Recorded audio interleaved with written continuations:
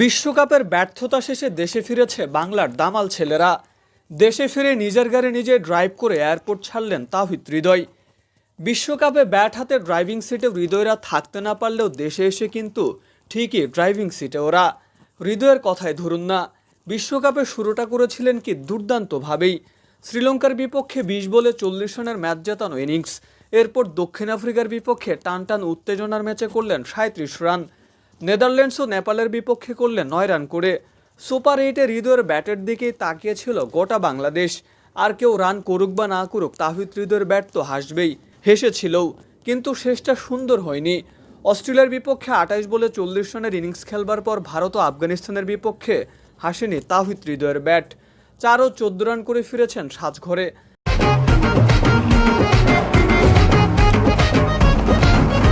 আফগানিস্তানের বিপক্ষে তো সেমিফাইনালে ওঠার সুযোগও ছিল বাংলাদেশের, সেই চেষ্টাই যেন করেনি শান্তর দলটা। উল্টো লো স্কোরিং ম্যাচে হেরে দেশে ফিরেছে। তাই তো কারো মুখে যেন হাসি নেই।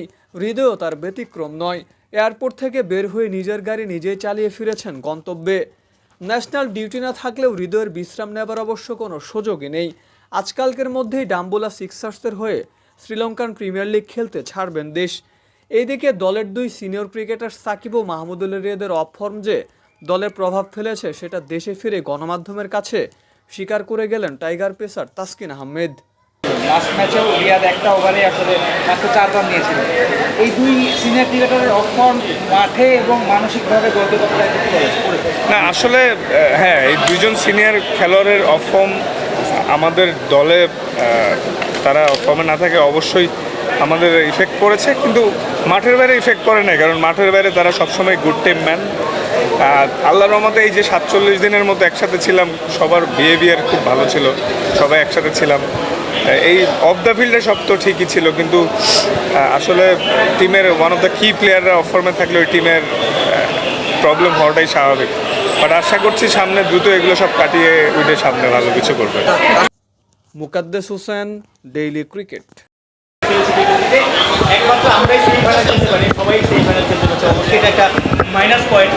কিন্তু আপনি তো গত 4-5টা বিশ্বকাপ খেলেছেন, অন্য দলগুলো বড় দলগুলোর বিপক্ষে আমাদের এই নার্ভটা বেশি কাজ করে কিনা, বা চাপে ভেঙে গেছে কিনা? কারণ এই গত 8-9টা বিশ্বকাপে মাত্র ওয়েস্ট ইন্ডিজ এবং শ্রীলঙ্কাকে টেস্ট হিসেবে 2টা দলকে হারাতে পেরেছে, অন্য কাউকে কিন্তু হারাতে পারিনি।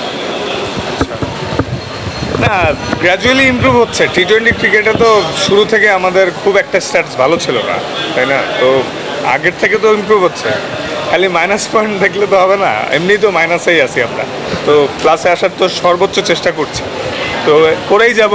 এবং আপনারা হতাশ হচ্ছেন স্বাভাবিক, আবার আমরাও আপনাদেরকে ইনশাল্লাহ ভালো জয় উপহার দিব। বিশ্বাস রাখেন আমাদের উপরে, আমরা আমাদের সর্বোচ্চ দিয়ে চেষ্টা করছি। ঠিক আছে।